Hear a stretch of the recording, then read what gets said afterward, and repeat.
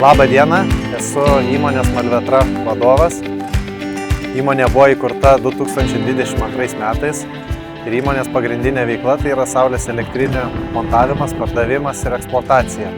Taigi įmonė įkurti kilo idėja besidarbuojant šioje srityje kitoje įmonėje ir surinkus pakankamą tiek praktinių, tiek teorinių žinių bagažą, nusprendžiau, kad pats laikas būtų atsidaryti savo įmonę ir tai prisidėti prie tvarios energetikos auginimo Lietuvoje.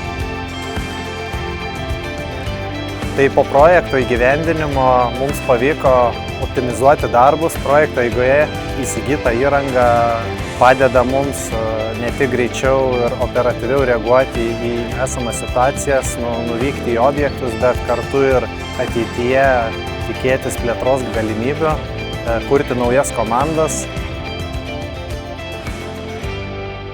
Tai už projektui skirtas lėšas mums pavyko įsigyti naują mikroautobusą, įrankių komplektus, tiek akumuliatorinius, tiek, sakykime, smulkius darbo įrankius. Įsigijome naują traktorių, kuris būtent bus skirtas saulės elektrinių parkų priežiūrai, tai tiek šienavimui, tiek modulių plovimui.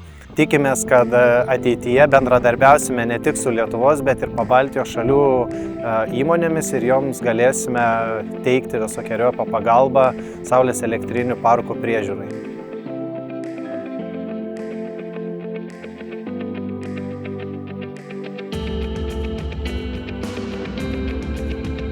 Taigi visiems, kurie galbūt nedrįsta ar dvejoja ar dalyvauti šiame projekte, palinkėčiau kantrybės, ryžto ir pasiryžimo dalyvauti, nes tikrai šiame projekte galima gauti visokeriopos naudos.